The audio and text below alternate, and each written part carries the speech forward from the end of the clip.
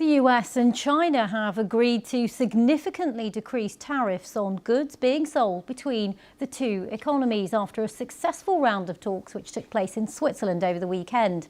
Well, following several rounds of tariffs issued by the White House, levies on Chinese imports into the US reached 245%, while retaliation from Beijing took their tariff rate on imports from America up to 125%.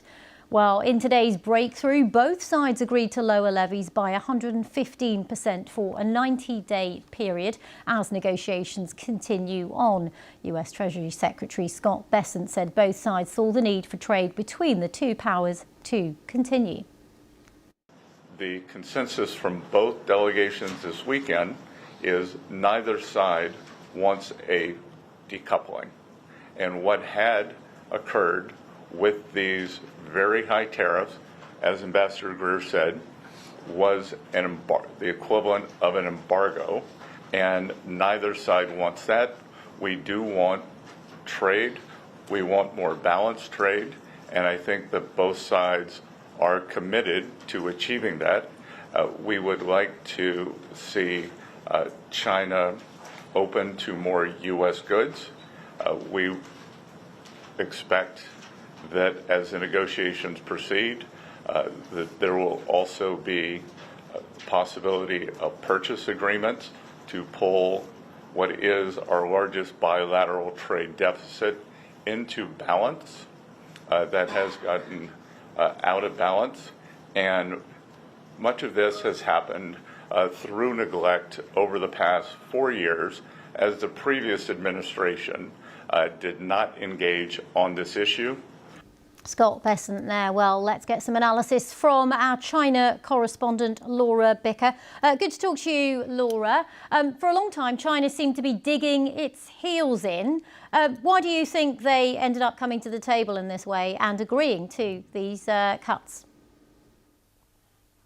Well, you're right. China has been defiant from the start. It has retaliated to every US move with levies of its own. It has pledged not to back down. And I've been travelling across the country. I've met with factory owners.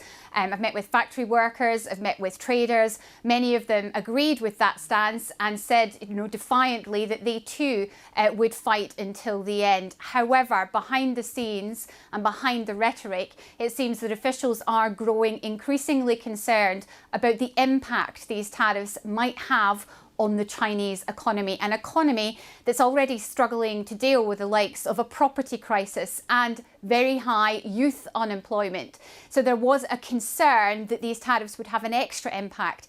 Officials in Beijing are also worried that as many countries rush to Washington to do their own trade deals, they're worried about the threat that Donald Trump has issued, that perhaps when they're doing these deals, they're going to be persuaded to cut China out of the global supply chain picture. Now, that's something that Beijing does not want. So it does seem that when the US has initiated these talks, as China claims it did, that China has responded. They talked for about 7 hours on Saturday, several hours on Sunday. So the talks were, as you heard there from the US Treasury Secretary, robust. And it does seem that they have managed to come to an agreement. And that wasn't something that any of us were expecting. We'd heard from analysts that expectations for these talks were low. So the fact that they have managed to come to an agreement is a surprise to many. It will be suspended. These tariffs will be suspended for the next 90 days while more talks take place. I think getting hold of a wider trade deal between these two countries, between these two leading economic countries, might be more difficult.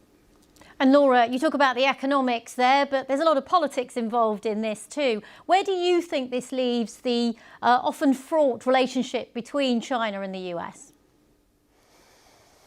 I think we'll have to see how the talks go between the next 90 days. I think I'm surprised by how positive the tone is in both statements, both from the United States end and the Chinese end. It is a very, very positive statement that's been issued by the Commerce Ministry. However, there's a little, just a wee sting in the tail at the end, where the Commerce Ministry said it looks forward to working with the United States in these talks and basically looking at who has been in the wrong, and they blame the United States for putting these levies policies on China. So it's just a reminder of where Beijing stands. Beijing believes that the United States is in the wrong for imposing these tariffs.